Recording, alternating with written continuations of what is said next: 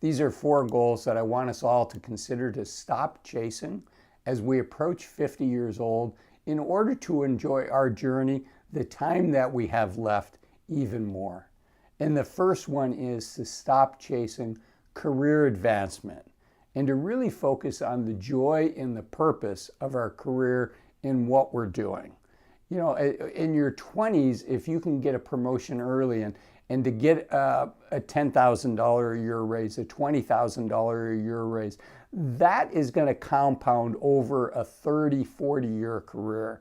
But as we're in our 50s, is it really going to move the needle that much? And would it be better, and I'm suggesting that it would be better to focus instead on enjoying our career, enjoying the things that we're doing at work, enjoying helping to build a team and helping to mentor other folks, and to make the organization as strong as it can be without focusing on, you know, what's in it for me. Now, it's just human nature that we're going to be thinking about it, but part of it too is just accepting where we are in life, that we've likely gotten most of the promotions that we're going to get out of our life, and the time we would have to put in to make ourselves a viable candidate for that next level. You know, oftentimes that means working 60, 70, 80 hours a week. And that's great when you're in your 20s. But when you're in your 50s, think about what that extra 20 hours a week is taking away. It's taking away time from your family. It's taking away time to take care of your health. It's taking away time for adventures and experiences. And our time becomes more valuable than the incremental money that we can make. So at some point, it becomes so much so, our time becomes so valuable, that eventually we retire and we say that it's not worth the money that we're getting to give up, to sacrifice what we need to sacrifice in order to keep the job. But in your 50s, you're likely still not there yet, where you're ready to retire. But one of the ways to kind of ease into it is, you know, instead of working 50, 60, 70 hours a week, could you work 40 to 50 hours a week and still do a really good job in your career and for your company and still be a valuable member of the team? Because oftentimes what drives us to put in those extra hours is we want to be the best, right? We want to be the candidate for the next promotion, but giving yourself permission to get off and to step out of that rat race and say, it's more about enjoying the entire journey as opposed to optimizing on this one piece that can steal a lot from us outside of work. Yes, it's rewarding. Yes, it's nice to get those accolades at work. Yes, it's nice to be given the assignments that everybody's excited about, and maybe something has some international travel that you'd like to do. And yes, it's nice to get the monetary benefits from it. But you know what? There's other things in life that are also nice to have. So optimizing on life as opposed to optimizing on the title and optimizing on the paycheck. I'm encouraging you to optimize on life and at some point stop chasing the career advancement. Okay. Number 2 is to stop, you know, bigger is better. I live here in the United States, and it's, you know, he with the most toys wins, right? And better, faster, bigger, cheaper. And bigger, as we get older, at least in my case, and I've been a financial advisor for over 20 years, in many of my clients' cases, you know, having that bigger home, what that represents is just more work. More things to go wrong with your house, more things that need maintenance, more things that need to be cleaned. And the question is, you know, do you own your house or does your house own you?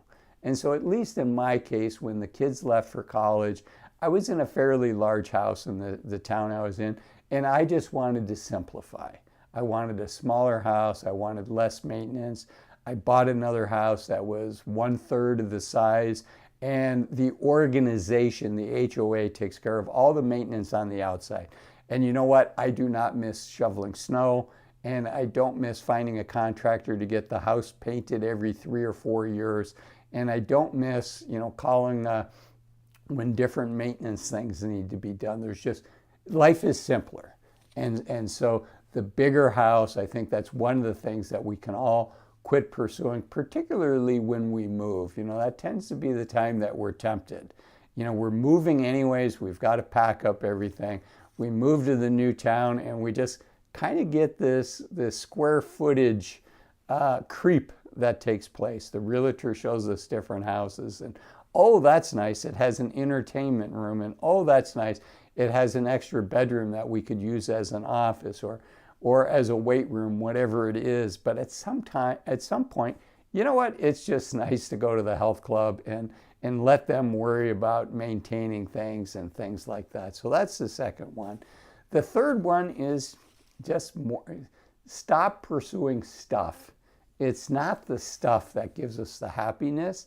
And I'm going to talk about what, in my experience, both as an individual as well as a financial advisor, what does give us the happiness. But it's typically not more stuff, right? It's not having, you know, a fourth car when there's only 2 people in the family.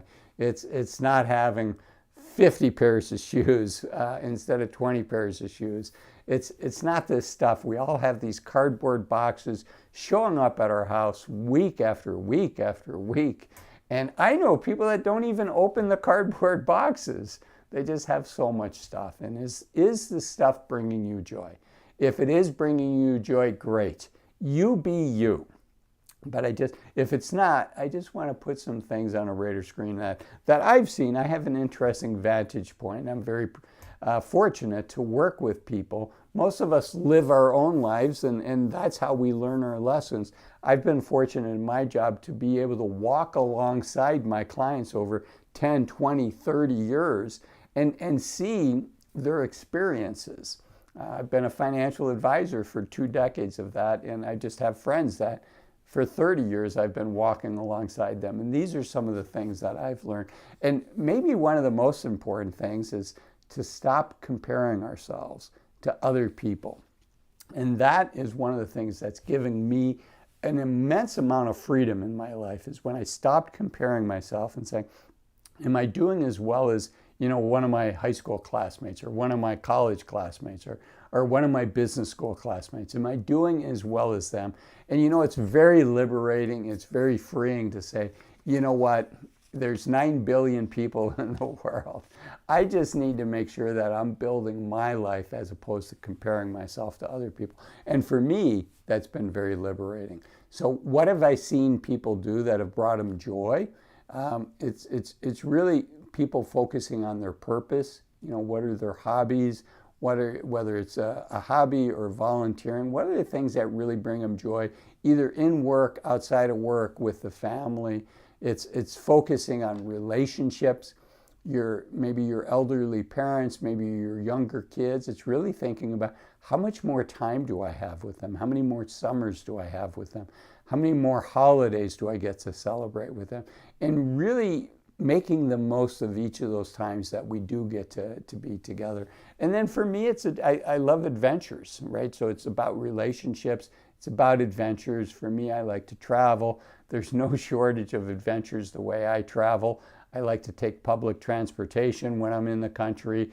I like to live like a local in a foreign country. And that opens the door for me for a lot of adventures. Sometimes they can be a little scary in the moment, but you look back at them and you say, wow, that was really interesting. It opens some doors to some things that I wouldn't have thought about. So for me, the key word is moments, creating moments, whether that's an adventure, whether it's moments with people that I love, friends, things like that, adventures, and just creating these memories that you know, hopefully when my day comes where I'm looking back at my life, I look at those, and those are the things that I cherish. And speaking of cherishing things, one of the things that I found as a financial advisor is people really cherish their time once they get through the transition of retirement. The thought of retiring both financially and just mentally can be scary. And that's why I made this video here, why retiring at 65 might be a big mistake. Join me in that video, and thanks for watching this one. Bye-bye.